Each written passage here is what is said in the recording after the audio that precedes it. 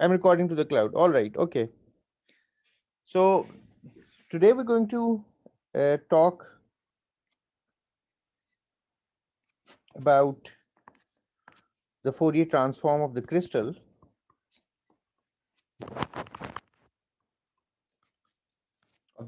itself.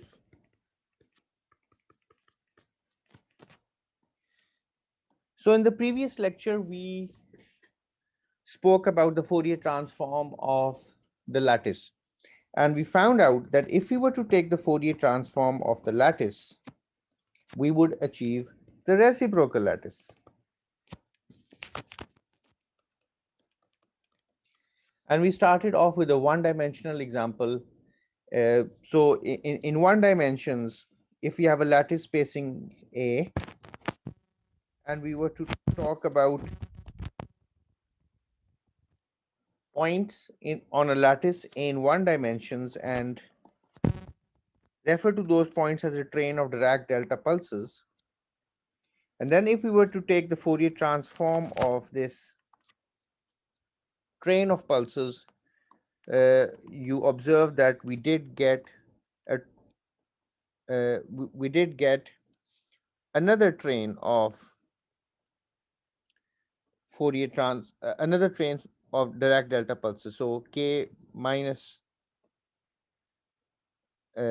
g. Okay, or in one dimensions we didn't use g, we used n 2 pi over a. So this is what we observed in one dimension. So in one dimensions, if we had a one-dimensional train of Dirac delta functions which corresponds to our lattice, then in the k space we also have a train of Dirac delta functions. So if this spacing is a here in the direct lattice, the spacing is 2 pi over a in the indirect lattice. Now we could we did we also found out that in the Fourier transform, this sum was equal to e raised to minus I k n a, simply because of the shift theorem of Fourier theory.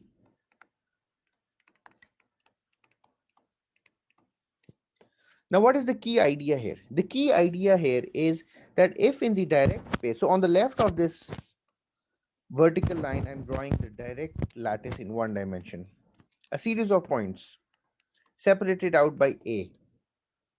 And in the reciprocal space, this also yields a series of points. Once again, Dirac delta functions, which are really represented by points in space, because it's a train of Dirac delta functions. The function is zero everywhere and is non-zero only where the points exist. And those points are in k space, they are at variables n into 2 pi over a. So this separation between 2 points in the reciprocal space is 2 pi over a, as it should be. That's how we've defined our reciprocal lattice. So this is the idea so far. Now, if you were to construct a three-dimensional lattice, that three-dimensional lattice is constructed uh, by having, instead of delta x minus na, we now have three-dimensional Dirac delta functions, which are represented by the general form delta, and you put a small 3 in a parenthesis as a superscript. All right, so if we were to construct a three-dimensional lattice, we would simply have to take a one-dimensional lattice and find its convolution with another one-dimensional lattice.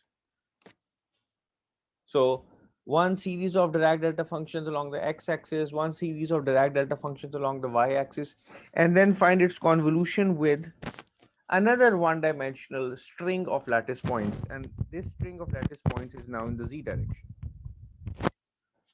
So we have an x directional Dirac delta train, we have a y directional Dirac delta train, and we have a z directional Dirac delta train.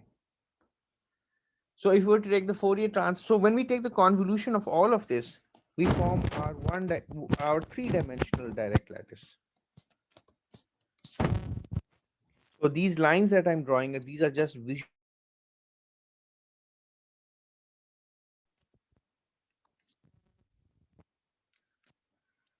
Okay.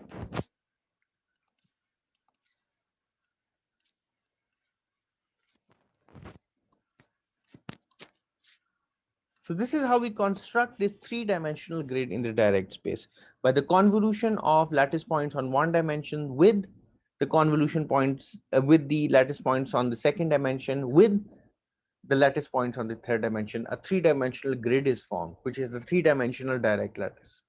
Now, if you were to take the Fourier transform of all of this, we know from the convolution theorem that in the Fourier space, anything that is convolved in the direct space, in the Fourier space, this has to go with the multiplication.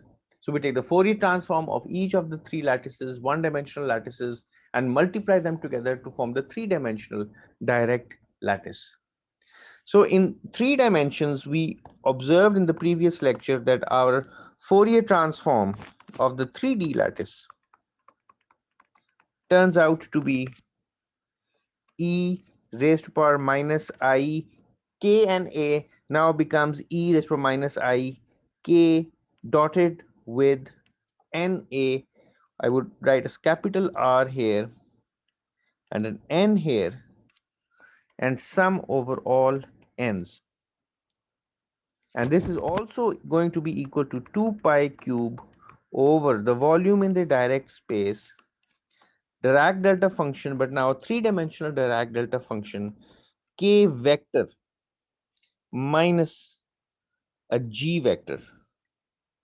So now since we are integrating over g instead of n, I could write g here, where g is a reciprocal lattice vector. So this is our definition of a three-dimensional reciprocal lattice. And we observe that it is indeed a lattice, because in the K space, if you observe this three-dimensional function, in the K space, only points that are distant from the origin by units of g, they exist. And g is a reciprocal lattice vector. So if we were to take a point and construct our three-dimensional reciprocal lattice,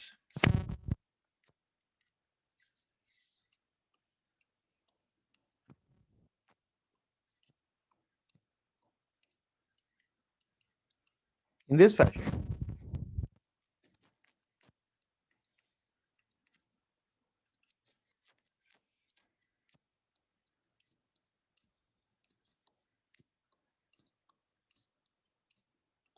and choose some point as the origin, say here, every other point is separated by some reciprocal lattice vector, which are the g's.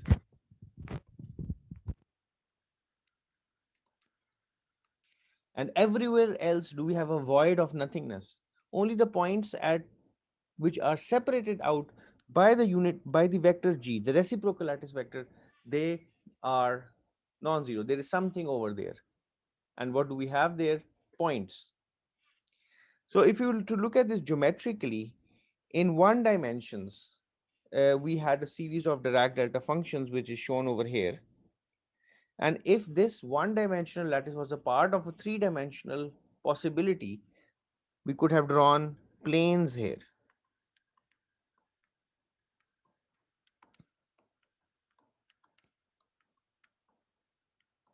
So what does a Dirac delta function along the x-axis look like in a three-dimensional realm, in a three-dimensional Euclidean space? It looks like a plane. So all of these points on the plane are at the same value of x. They are the same value of the distance along the one dimension. So we really have an infinite number of points which form a plane. And all of these planes are separated out by 2 pi over a. Now, if we were to take the reciprocal lattice along another dimension, we have another series of planes. So let me explain this graphically. Now here I'm drawing a direct lattice, and on the right I'm drawing the reciprocal lattice. We've seen mathematically that the Fourier transform of the direct lattice is the reciprocal lattice. Now we're trying to invoke this concept in a geometrical sense. So in a direct lattice, I have a series of points separated out by A. In the reciprocal space, this would correspond to a set of planes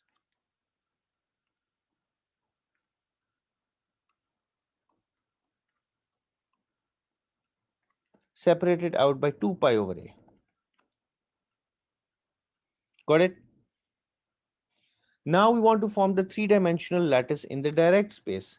And for that purpose, we take another one-dimensional lattice and form the convolution of the one-dimensional string along X with the one-dimensional string along Y. Okay. And if we were to take the Fourier transform of this one-dimensional lattice, what would we get? We would get planes now lying in a horizontal plane.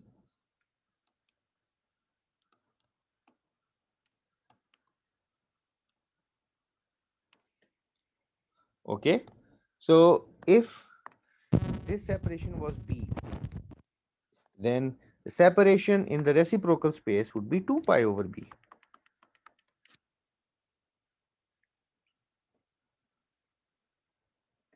All right. So now, if we were to convolve in the direct space to get a two-dimensional grid, this would mean convolving in the this would mean multiplying in the Fourier space. Now, in 3 dimensions, we also need to convolve with a third dimension, which is along the z-axis. And for that, we also need to draw the planes in the reciprocal space. Those planes would now look like this. And if this separation were C, this separation here in the reciprocal space would be 2 pi over C. Now we're convolving in the direct space. So look at this convolution here. Convolution here. This means that in the reciprocal space, we would have to multiply these three planes, these three families of planes. And if we were to do this multiplication, let's first multiply the first and the second family of planes. This would leave us with lines. Okay. And those lines are going to look like this. Like this. Lines coming out of the plane of the paper. So where are those lines? Those lines are really at the intersection of this plane with this plane or here. Everywhere else, the Fourier transform is 0. So if you were to multiply a vertical plane that is coming out of the plane of the screen with the horizontal plane, you would get a line. And those lines are represented here. Now you need to multiply these lines with these planes that are facing you but coming out of the plane of the paper. And if you were to do that, you will just hit points. So if I were to complete this geometrical representation, I have a series of lines, and now I'm multiplying this series of lines with planes which are coming out of the plane of the screen. And if I were to find out the intersection of these lines with these planes, I will just hit points. Those are the points over here.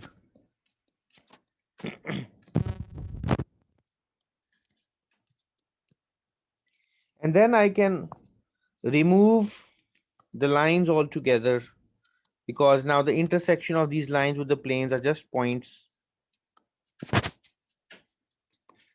And I'm left with a three-dimensional grid of points. And those points are simply the reciprocal lattice.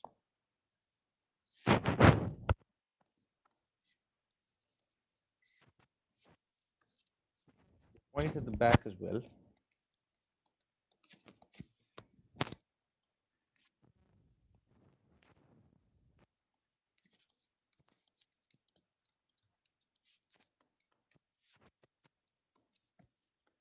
And so on.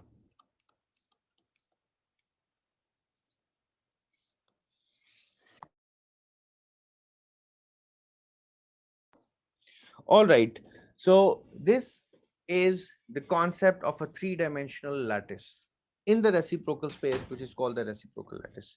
And the variable in which the reciprocal lattice lives is k. So the reciprocal space is also called the momentum space. And the reciprocal lattice is the momentum analog of the direct lattice. All right, so far so good. Any questions about this? Please raise your hand and you can type in the chat box and I'll try to answer.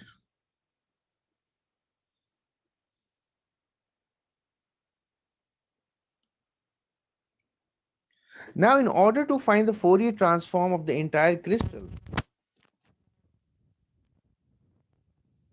we need to take the Fourier transform of the lattice and multiply this with the Fourier transform of the basis. So, by the way, if I look at the lattice itself and the Fourier transform of the lattice, which in the previous lecture I denoted by L with a hat on top of it, and it's something that lives in the K space, I know that this is equal to e raised to power minus I k dot r n summed over all n's. This is also equal to 2 pi cube over v three-dimensional Dirac delta function k minus g. And since I'm talking now about g, I need to replace this n with a g here. All right, so far so good. So g, by the way, remember g is a reciprocal vector. So this is defined by the Miller indices h a star plus k b star plus l c star. And these are n's. This n is really a shorthand for n1, n2, n3. These are vectors in the real space at which the lattice points exist. So these are some n1a plus n2b plus n3c, where n1, n2, and n3 are, they really are integers. Now, if you look at the expression that I've written over here, just look at this thing. K is an arbitrary vector. Okay, it's a wave vector, but it can take up anything. It can take up any value whatsoever. It's not necessarily an integer, because in K space, all the K points, they are not necessarily integers. However, for the reciprocal lattice, that K has to match a reciprocal lattice vector. Now, if you look at the sum, which I've underlined in orange, if I have K that is crazily going out everywhere and I take the sum of this exponent, the sum is always going to be equal to 0 unless K hits bingo at the value of the reciprocal lattice vector. So this sum that I've written is always 0 unless K equals a reciprocal lattice vector. And that is also the condition for achieving a diffracted X-ray. So this sum over here is always 0. So let me write this thing down. This sum E minus I k dotted with Rn. This is 0 unless basically k, if k over Rn is 2 pi multiplied with some integer. If k dotted with Rn is 2 pi multiplied with some integer, then each of these exponents becomes equal to 1 and the sum doesn't vanish. All right. Remember that this n is going to minus from minus infinity to plus infinity. So if I take up all values of k and multiply them with all the values of Rn, if I take any value of k, sorry, if I took any value of k and multiplied with all the values of Rn that are possible in the Dirac space, then I would necessarily get 0. However, if k is precisely set to some value such that the product of k and Rn is 2 pi times an integer, does each exponential become equal to 1 and the sum becomes non-zero? It actually becomes infinite. So, and what is the value of k that yields k dot Rn for any n to be equal to 2 pi into an integer?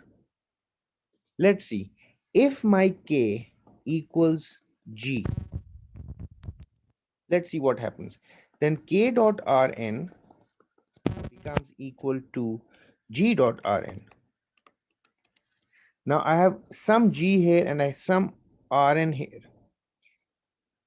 Okay, and if I multiply the vector g with the vector Rn, see what I get. I get h into n1. The dot product of a star with a is 2 pi.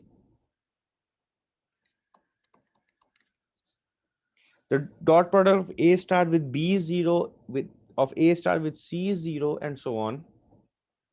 And if I were to complete this dot product, I would get 2 pi hn1 plus kn2 plus ln3. And all of this is, of course, is an integer by our very definition. So if k equals g,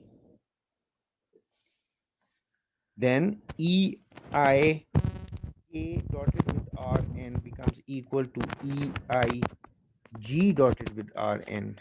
This becomes equal to ei 2 pi an integer, and this becomes equal to 1. And this sum over here, this sum does not equal to 0, rather it becomes infinite. And that is our three-dimensional grid of points in the reciprocal space that we call the reciprocal lattice. Okay, so the sum vanishes for all values of k besides k equals g. And for that value of k, if I took e minus I k dotted with Rn and I replaced k with,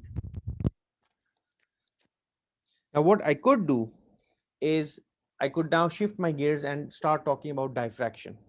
In diffraction, my scattered X-ray has a wave vector k, and this wave vector k must equal k naught plus minus g. Okay, and that is the direction in which I get a scattered X-ray. Now I've put in a minus sign here because if g is a reciprocal lattice vector, so is minus g, because every point in the reciprocal lattice is a center of inversion. So if I have a lattice point at a position vector g, I will also have a lattice point at a position vector minus g. So this becomes equal to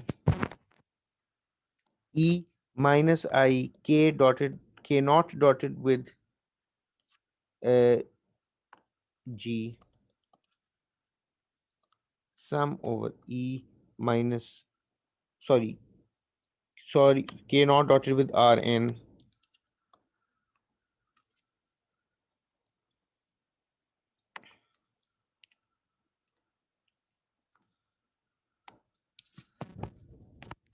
e minus I plus minus I g dotted with Rn.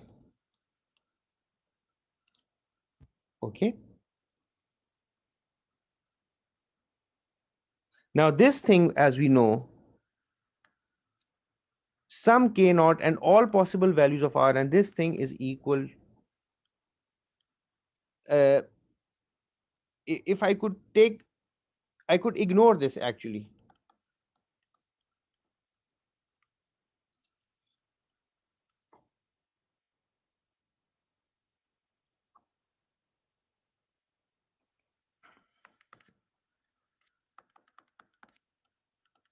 and I'm left with this factor here.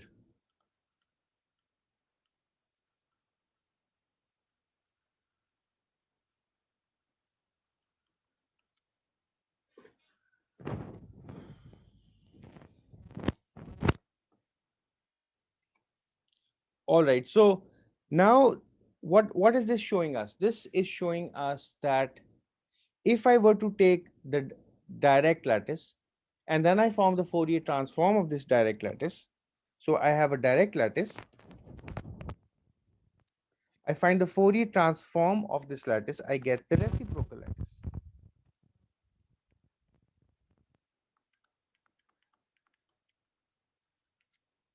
And that reciprocal lattice, if my k equals k naught plus g, which is the condition for diffraction peak to occur,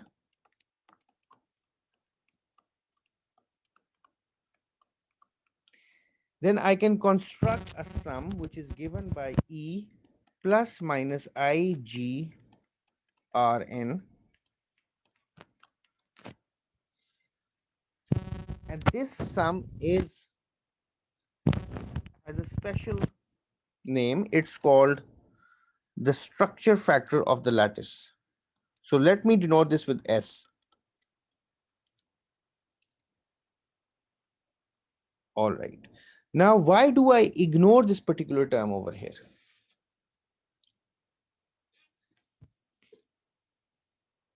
So, any questions before we discuss this? Any questions about what I'm trying to achieve here, or any questions about this derivation or discussion?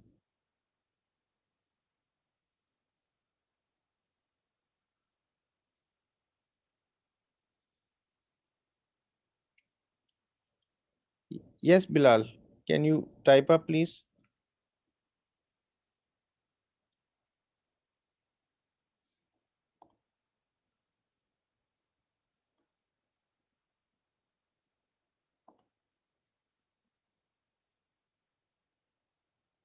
Bilal, I can't see what you've written. Have you typed up anything in the chat Yes, sir. box? I'm Okay. I'm typing right now.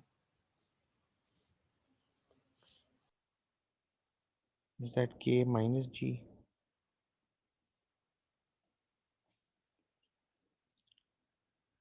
Okay. So, so what we have is we started off with this exponent here, E raised to minus I K dot with Rn. Now, for diffraction to occur, diffraction only occurs when K has a specific value. And that specific value is that when this K matches, or K minus K naught is equal to a reciprocal lattice vector. Only then would diffraction occur. So if G were a reciprocal lattice vector, so would minus G be a reciprocal lattice vector. So diffraction occurs only when K minus K naught is plus minus G. So in that case, I can write K as K naught plus minus G. And when I insert this expansion of K, I get a K naught term, which is over here, and I get a G term, which is over here. Okay. And sum over all the direct lattice points. Okay. I'm summing up over all the direct lattice points. Now, what I'm trying to do here, I'm trying to come up with uh, with the idea of a structure factor, which means the question is, if I have a particular kind of lattice, in what direction? I know the directions in which peaks occur. I'm interested in finding out the intensities of those peaks. How much X-rays are scattered in a particular direction?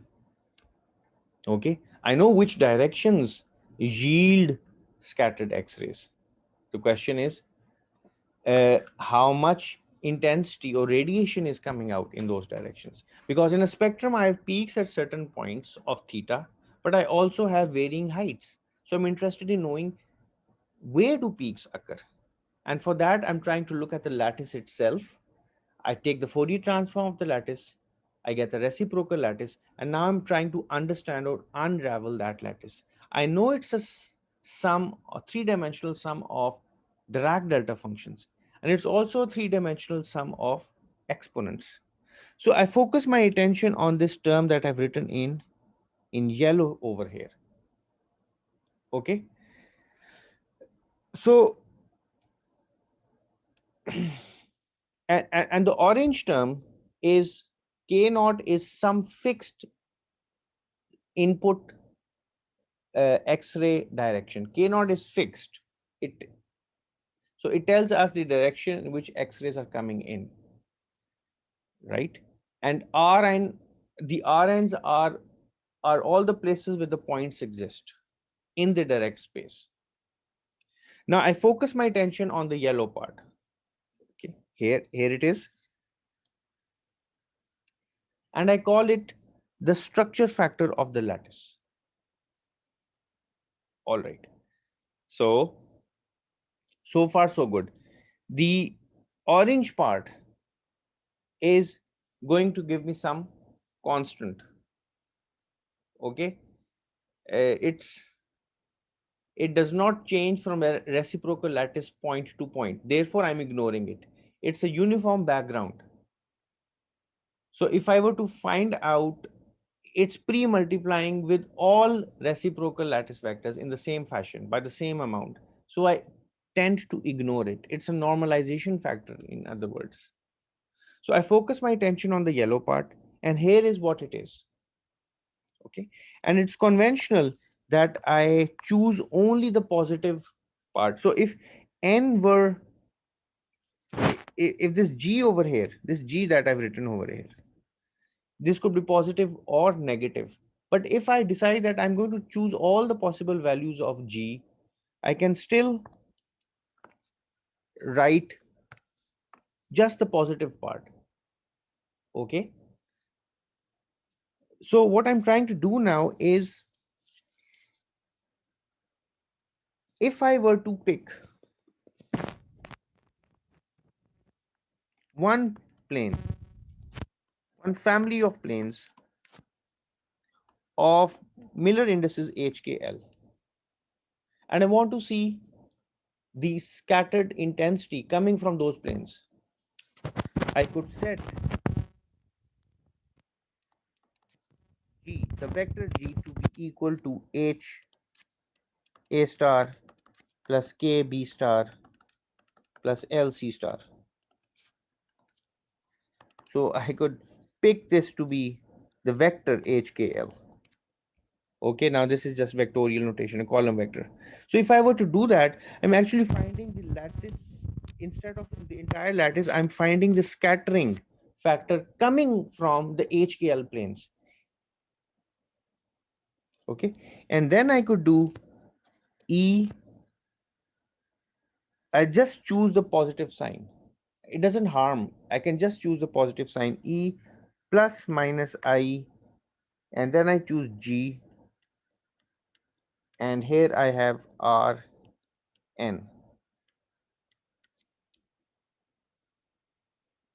All right, now Rn, remember, is a periodic function, and there is, if I multiply it with G, there is going a factor of 2 pi comes up.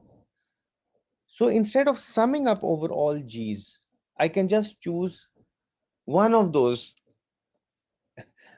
I can only choose the n's that lie within a unit cell. So if I have a primitive lattice, a cubic lattice, primitive cubic lattice,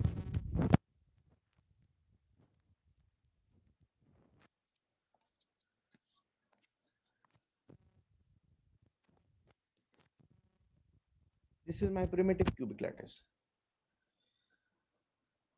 Okay, now in this particular primitive cubic lattice, I just have one point per unit cell. And for that point r equals the vector r, excuse me, the vector r equals the point here at the corner. This just equals 0 times a plus 0 times b plus 0 times c. So this is just, so subscript n I could write 0 here, or I could expand it and write it as 0 0 0. So this is what my n is. This is just the single point in the primitive cubic lattice. Now I can take r with all other points. So I could find the r for this lattice point, for this lattice point, for this lattice point, this lattice point, this lattice point, but this lattice point. But if I were to form the dot product of all of these green position vectors, so suppose I took this lattice point here and I formed a position vector which I'm showing in green here.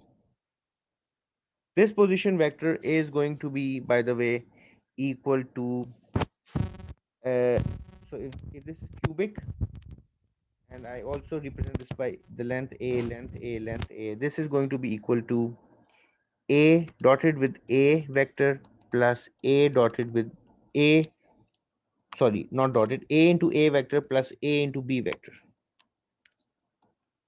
So this is r1 1 0. Now if I were to form the dot product of r, of the top r with g, or the top or the bottom r with g, it's going to yield similar results because of obvious reasons, because of how we define the reciprocal lattice vector. Therefore, just need to choose only one point in this particular unit cell, and that could be any one of the 8 edges of the unit cell. And I choose the one which has the fractional coordinate 0 0 0. So if I were to do that, e plus I g dotted with rn simply becomes any g whatsoever becomes equal to 0. This yields 1. So the for any h k and l,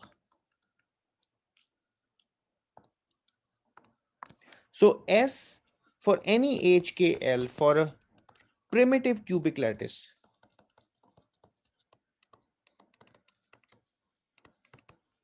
is equal to 1. Now let's choose a body centered cubic lattice.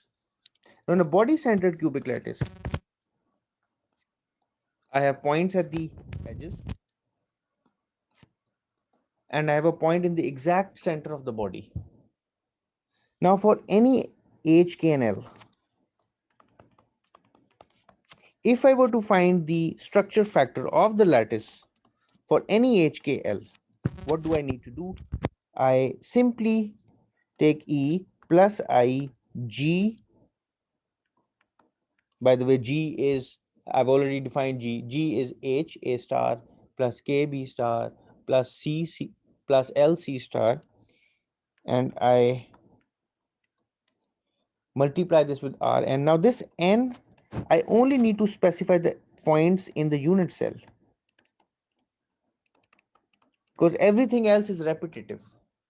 I take any other point in the direct lattice, it can be inferred from only these 2 points in the unit cell, because any other dot product with a fixed g gives you an additional scalar factor of 2 pi, and a 2 pi appearing in a phase, and phase does not yield any additional new information. It just is, it's a period, it's the periodicity of this exponent is 2 pi. So if I were to do, if I were to form this structure factor, I would get E plus I H dot 0 plus K dot 0 plus L dot 0.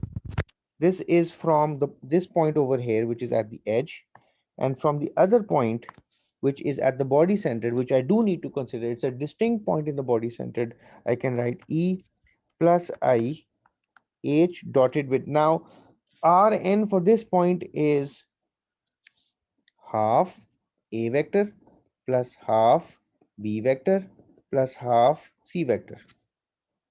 Now, if I were to multiply the reciprocal lattice vector H A star plus K B star plus L C star with this new body centered position, I would get, of course, I would get a 2 pi factor plus I 2 pi divided by 2 H plus K plus L. Okay, and now I can solve this further. This equals 1 plus EI pi H plus K plus L. So this is the structure factor due to the lattice alone corresponding to the plane HKL.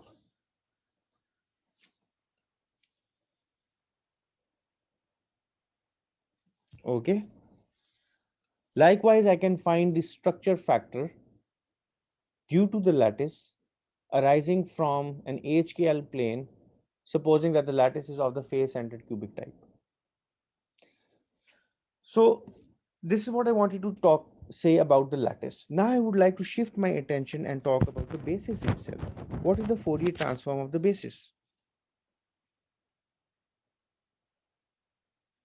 Summary. Summary is, I have a direct lattice. I take the Fourier transform of this direct lattice.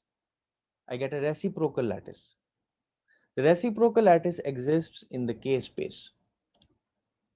The K space comprises of values of K, and the reciprocal lattice has only those K points populated at which K equals G, which is a reciprocal lattice vector.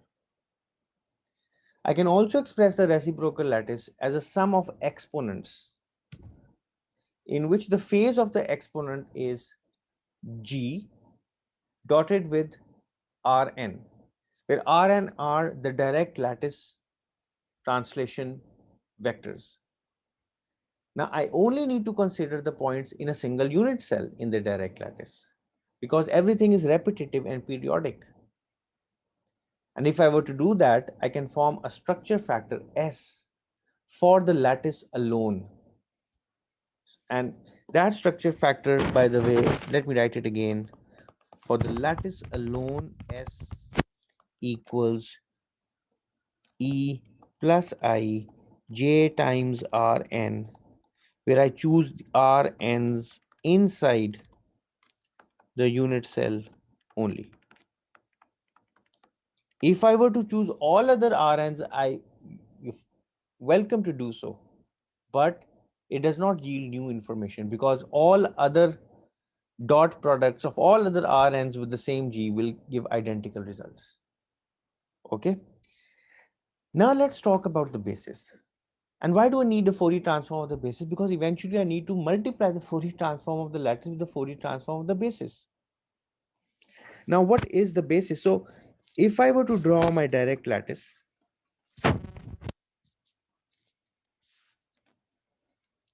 on each lattice point, suppose I have a body-centered cubic lattice. Each lattice point can have a basis. Suppose two atoms. So I place the two atom combination in the proper geometrical arrangement at all of these lattice points.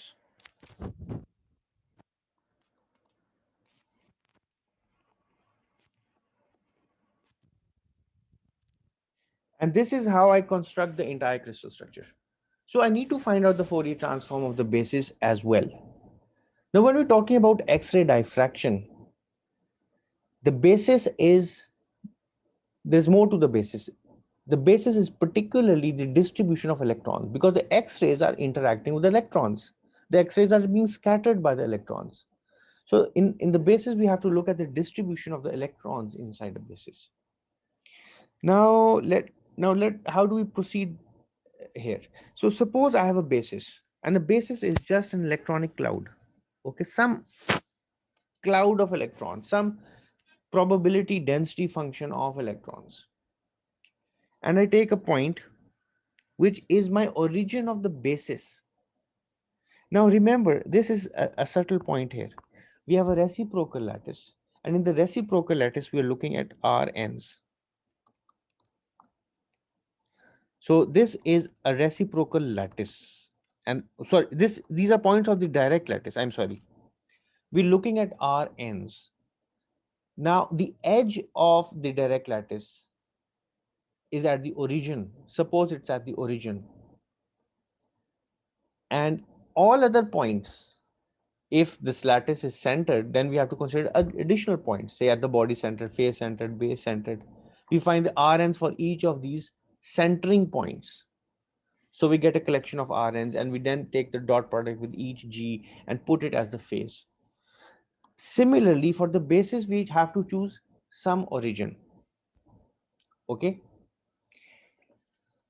And then the basis is extended, it's distributed in space because it's a distribution of electron density.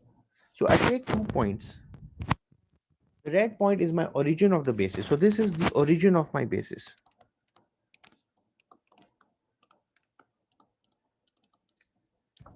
And then I choose some other point. Suppose this is at a distance small r. I'm in the direct space, by the way. Now X-rays come in. Now if X-rays come in,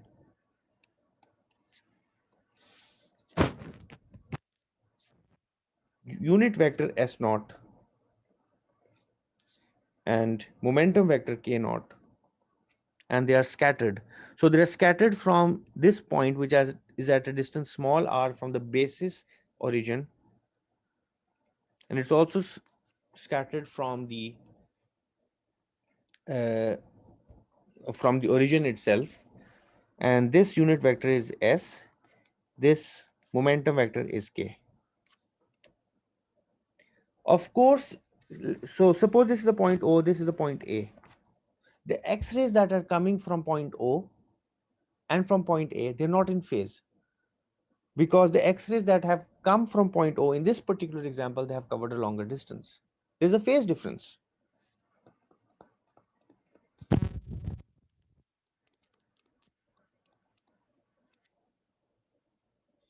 All right, so now what we would like to do is we would like to find out this phase difference. This phase difference delta is, as we all know, is going to be given by a certain. So if I were to draw a diagram here, if I were to form a normal here and a normal here, I can find AB and OC and sum them up, sum these distances up. Okay, that will give me the phase. So the phase difference is going to be equal to 2 pi over lambda. If you observe, this is S naught vector, this vector is S, correct? So AB is proportional to the dot product of R with S naught. Okay, so R with S naught.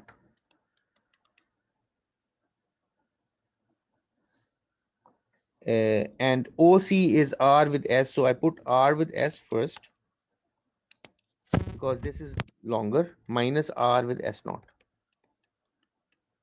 And 2 pi over lambda is there to ensure, because every phase is equal to K times a distance. So this is my distance, and this is the phase factor 2 pi over lambda. So this becomes equal to K times K minus K naught times R. Okay, but K minus K naught, as we know from Bragg's law, is simply equal to G plus minus G. Okay, and I choose just the plus sign. So the phase difference between these 2 points is G dot R. All right. So now how do I express this mathematically? I suppose that my origin O is my benchmark for phase. All other points in the cloud of electrons is giving a certain phase difference with respect to the origin, and that phase difference is equal to G dot R. Okay, so I form this exponent E I G dot R. This is going to give me the amplitude of an X-ray scattered from the point A relative to the amplitude of the X-ray scattered from point O. So this is a ratio of amplitudes really, scattering amplitudes.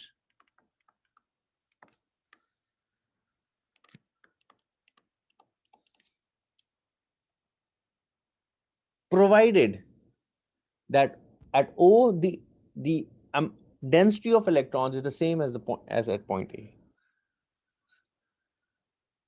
Okay, so this is if there are more electrons at O, this ratio will be disturbed.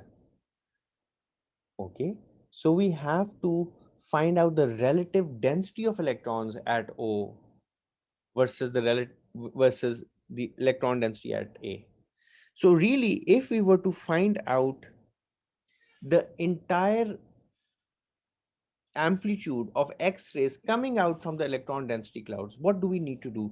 We would need to take this exponent G dotted with R, small r. So this R is inside the cloud, and multiply this with the charge density at the point R, and then sum up over the entire volume of the basis.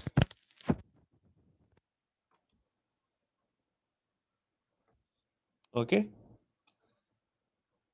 this is going to give me the scattering amplitude from the electron density. Okay, and quite frankly, if I were to replace this G by K, for example,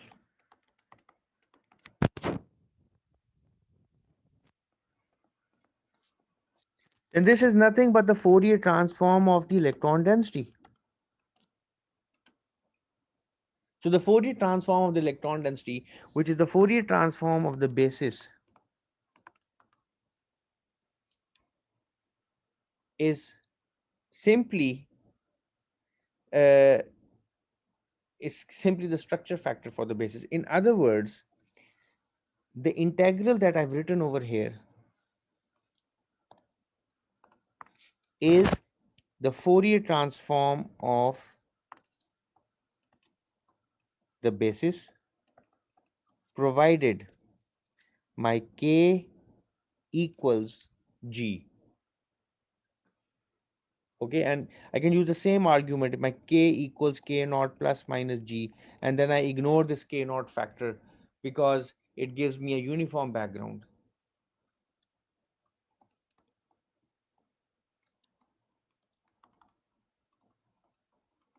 So if I were to take the Fourier transform of the basis, it gives me the scattering amplitude from the basis, from the entire basis. Okay, got this point? So now I have the Fourier transform of the basis in front of me. And for diffraction, it's only worthwhile considering the k's which are equal to the g's. So the Fourier transform of the basis is E plus I G dotted with R modulated by the electron density itself. More electrons give you more scattering amplitudes, in other words. This is the Fourier transform of the basis. Now, if my basis is a collection of atoms, for example, in cesium chloride, my Dirac lattice is primitive, but my basis is now a cesium atom and a chlorine atom.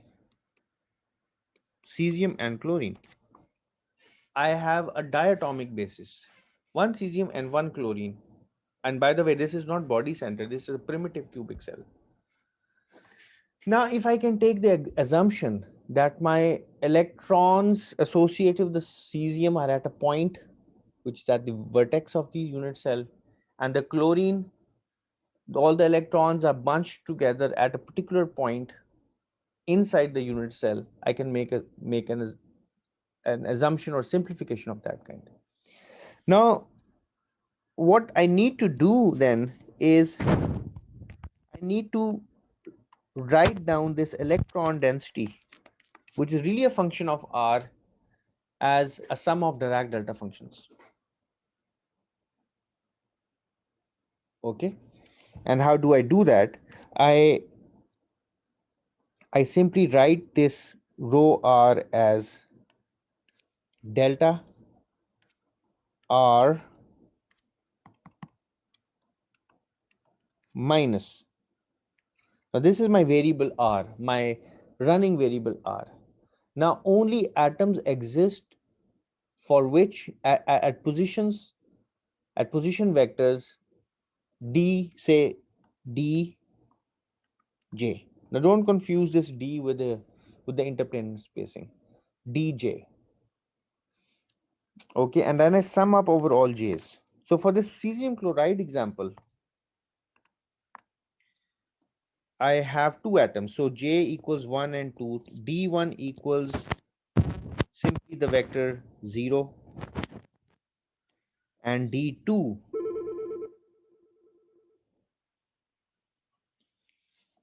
for chlorine is D for chlorine equals half A plus half P plus half C. Okay, so this is my D for the chlorine. All right. So in order to find the electron density, which is represented as a sum of Dirac delta functions, I write it mathematically in this form. And with each of these factors, I need to write down an atomic scattering factor, Fj. Now, Fj, small fj is simple. A chlorine atom, which has 35 electrons, and if you talk about chloride ion, which has 36 electrons, this ion will have a different propensity to scatter in a particular direction than a cesium cation. So the atom itself has, not all atoms scatter the same intensity of X-rays. An atom itself has a particular propensity or a particular strength to scatter off X-rays at certain angles. This factor is called the atomic form factor, and it can also depend upon the angle of scattering. But we ignore all of these technicalities and say that a cesium ion has a particular atomic scattering factor and a chlorine ion has a particular atomic form or a form scattering factor. So the electron density is now written as a sum of Dirac delta functions, and each Dirac delta function is weighted by a form factor, an atomic form factor. So if I were to replace this form of rho inside the Fourier transform of the basis, let's see what we get. D cube R EIG dot R sum over J Fj delta R minus Dj. Now we can use the sampling theorem. I can take J outside. Fj cube R. The Dirac delta function, by the way, this is three-dimensional. R minus Dj EIG dot R. Now I can use the sampling theorem. Okay, use the sampling theorem.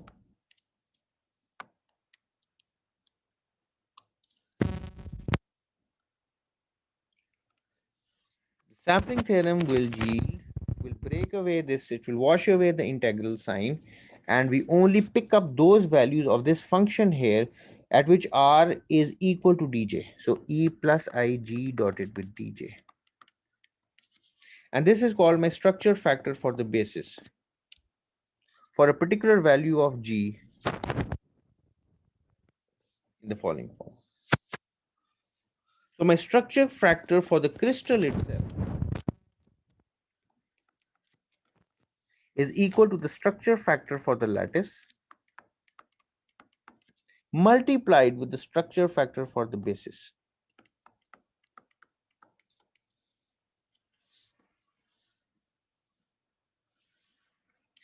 And this is the Fourier transform of the crystal at precise values of k. So when k equals k naught plus g, or k equals g. Okay. And this structure factor gives me the amplitude of scattering. Okay. Now we would like to finish this off with one or two examples.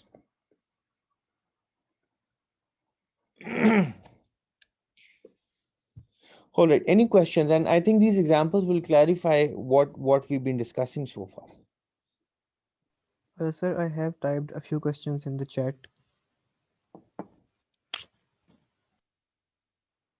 The first example I would like to give is of iron.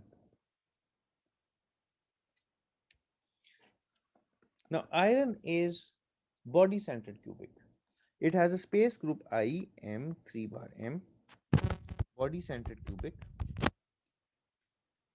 Now, in order to find the structure factor for iron, we need to find the structure factor for the body-centered cubic lattice and for the basis. And we need to define what the basis is. So our lattice is body-centered cubic, and our basis defines what goes on at each lattice point is just a single iron atom with a form factor F iron, an atomic form factor F iron, which tells us that the relative weightage that we would like to assign to each atom that is scattering off inside the basis. And the basis, by the way, is just a single atom. Now, if we look at the lattice structure factor for a plane HKL, how much amplitude is coming out from the lattice itself? We've already done this, by the way.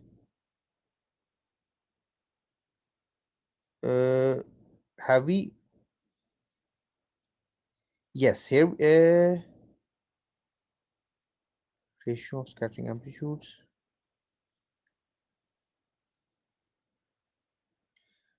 No, we haven't.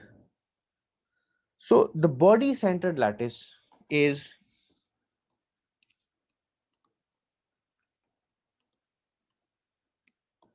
has 2 points in the unit cell.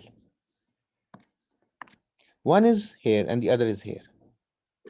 So first of all, let's talk about the lattice.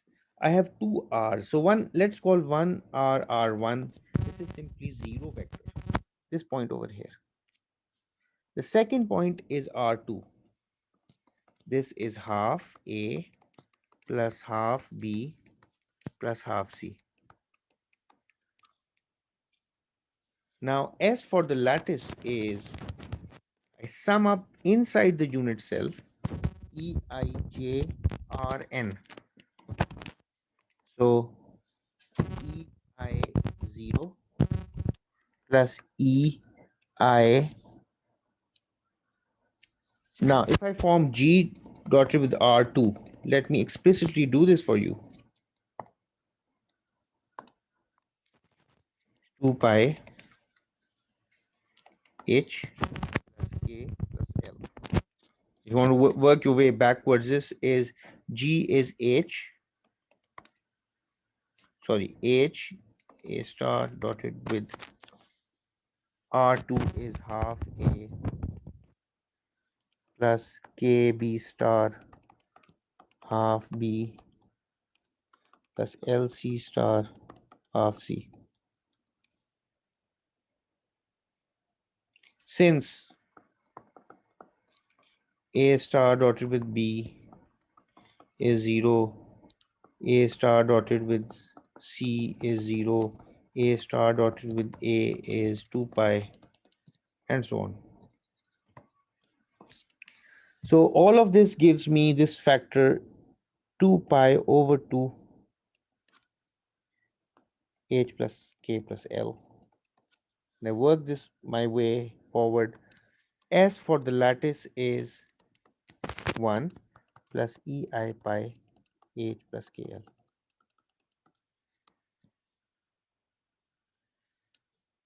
Now let's look at the S for the basis. And what is my basis? Now let's look at the basis. Let's come back to our lattice.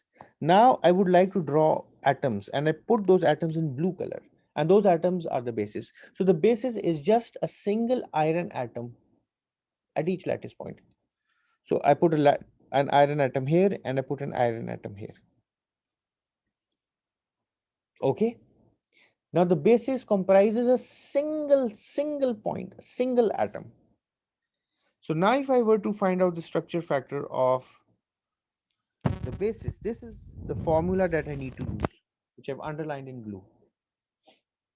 Okay, sum of all the atoms inside the basis. And luckily I just have one atom here. So my J just runs to 1. And F becomes the F for iron. So I'm left with, and what is my D? I just have one atom here. So D is, and that atom is at the lattice point. Lattice point के ऊपर बैठा हुआ है. So the position vector for that single atom on the lattice point is just 0. Okay, so my S for the basis becomes F for the iron, the atomic form factor for iron, which tells us what is the strength at which the iron atom, standalone iron atom, free iron atom would radiate.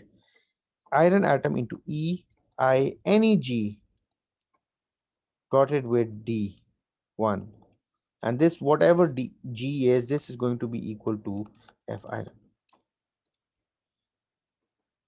Okay, so my total scattering factor for the crystal for plane HKL is 1 plus EI pi H plus K plus L multiplied with the scattering factor for the basis, which is F of iron.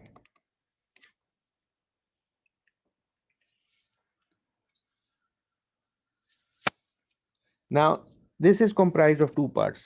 One part is coming from the lattice, and one part is coming from the basis. Any body-centered cubic crystal will have the same structure factor for the lattice.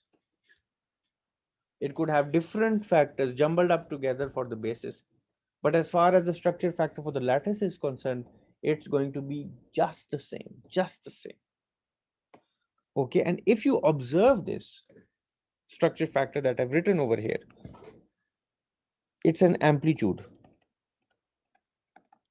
And if I would like to find out the intensity of X-rays emitted from this HKL plane,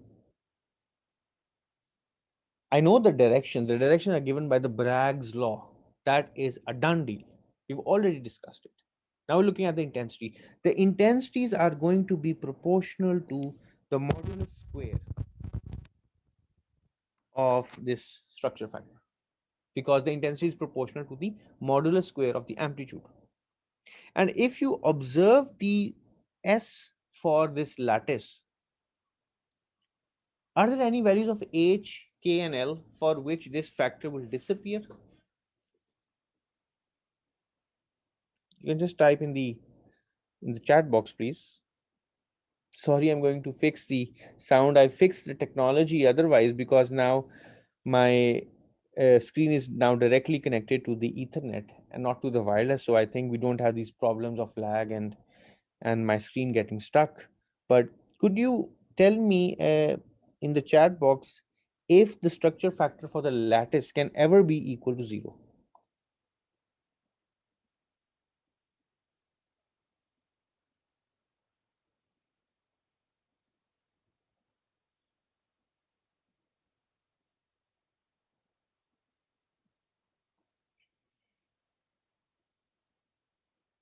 Come on, guys.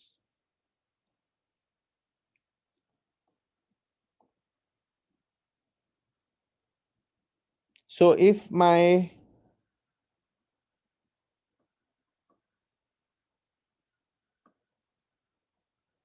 it can be 0. If my H plus K plus L is odd, then the exponential term will become equal to -1. So SHKL for this condition is going to give me 0 for the lattice, no matter what the basis is, no matter what crystal structure I'm talking of. If I'm talking of a body centered cubic lattice, then my structure factor for the lattice is going to be 0 for the planes for which H plus KL equals an odd number. And if it equals an even number, then my SHKL total for the crystal is going to be equal to 2 times F iron, because I get a 1 for the exponent. So planes such as 1 0 0, 0 1 0, 0 0 1, 1 1 1, 1 3 1, etc. do not scatter X-rays in iron or any body centered cubic Bravais lattice.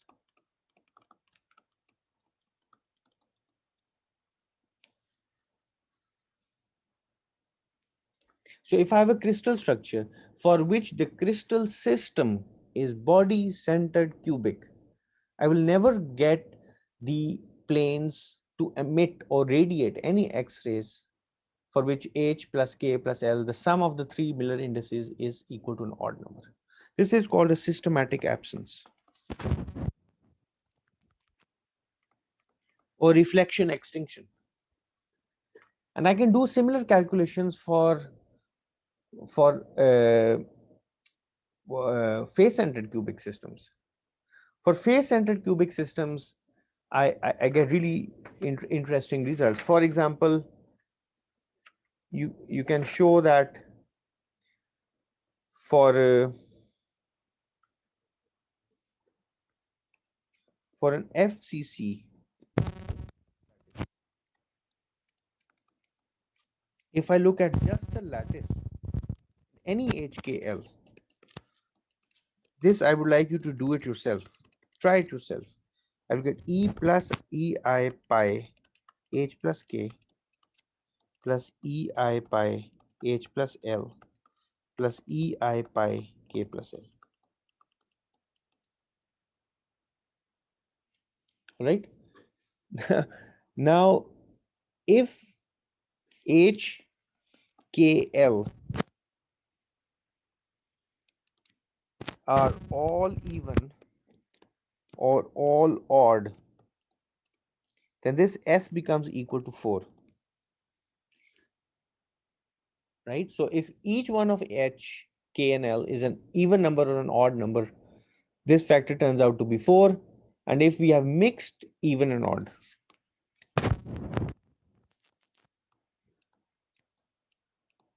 this S for the lattice turns out to be 0. So we get systematic absences when we have terms of this kind, two planes of this kind, 2 1 1 1 3 0. 0 is an even number, by the way.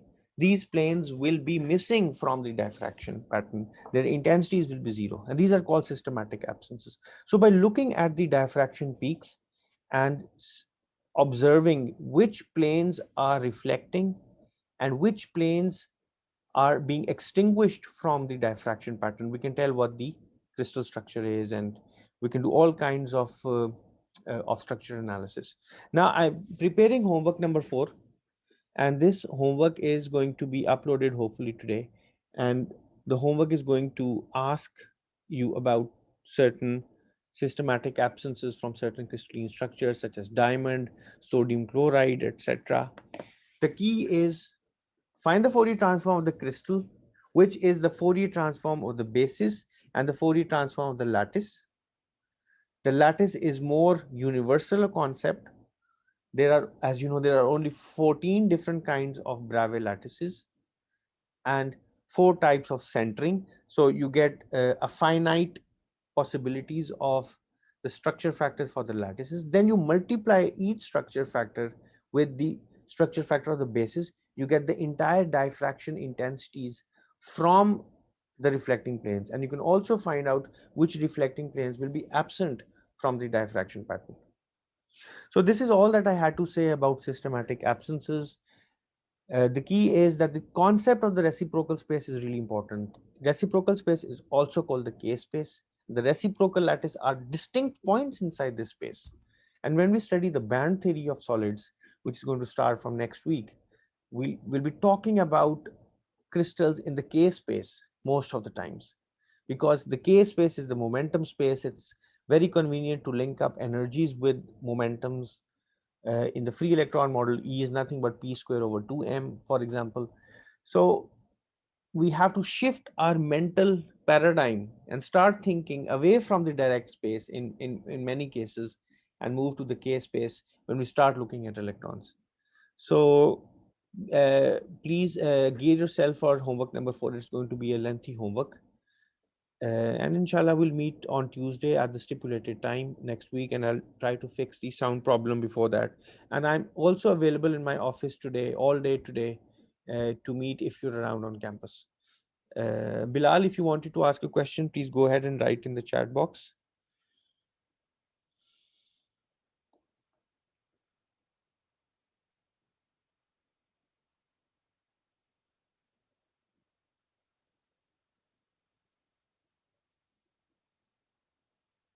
Yes, Bilal, please ask a question.